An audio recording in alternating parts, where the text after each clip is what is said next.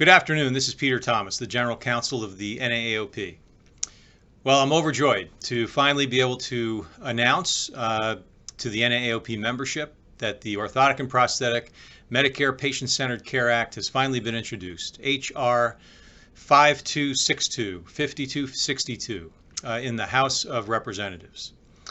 Congratulations to AOPA and congratulations to the other members of the Orthotic and Prosthetic Alliance. AOPA worked very hard to get this bill introduced, and the NAAOP and Alliance partners are going to work very hard to try to promote the bill, raise awareness of the legislation, and to try to gain as many co-sponsors as possible. And that's where you come in. The legislation was actually introduced the Friday before Thanksgiving, but we wanted to wait until today to really announce it in a big way and to try to get members of the O&P profession to raise this issue with their members of Congress to try to get as many co-sponsors as possible. Over the next two and a half weeks, the Congress will be in session and they will be working hard to wrap up their 2019 business.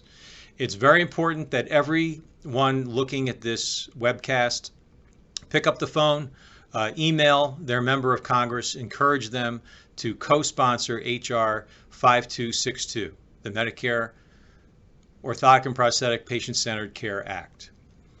We're working on legislation in the Senate to ultimately introduce a companion bill, and AOPA is again taking the lead in that endeavor. But we expect that to be introduced in the not too distant future once we line up bipartisan support.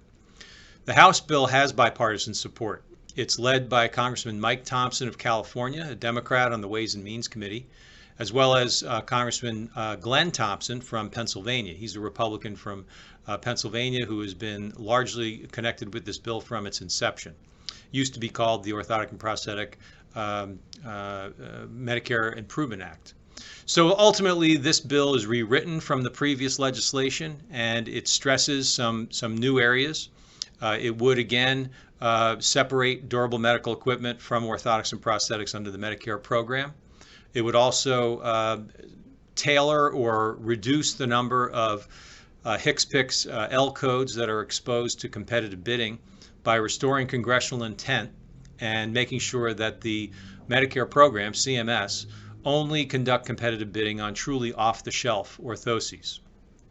That may cost some money because Medicare currently is planning on implementing competitive bidding on a larger swath of orthotics.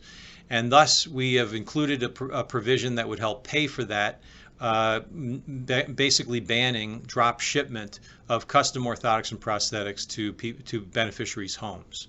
We feel that if any orthosis or prosthesis is custom, it should not be being shipped to a patient's home. It should be hand-delivered, and it should be ultimately provided through a clinician. The other parts of the bill include an exemption for orthotists and prosthetists who are state licensed or certified by ABC or BOC to be exempt from competitive bidding so that they could provide an off-the-shelf orthosis if they do not have a competitive bidding contract. They'd provide it at the competitive bidding rate in the area, so it wouldn't cost the federal government any more money. But it would be a patient convenience, and it would be obviously something that would be very patient-centric in terms of the delivery of health care. The patient wouldn't need to go to two different providers if their orthotist did not have a competitive bid contract. So the bill is an extraordinary bill. We're very excited about its introduction. If it were to pass as is, it would dramatically rewrite prosthetics and orthotics law, Medicare law, and it would set the signal for many other private payers. It's going to take a lot to get this done, and we're going to be working hard in conjunction with the other organizations to do so.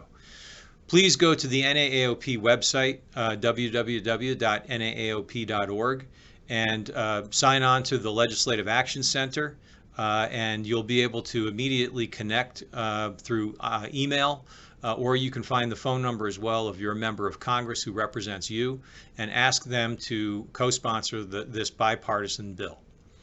The bill was referred to both the Energy and Commerce Committee and to the Ways and Means Committee, and so all the members on those committees are particularly important.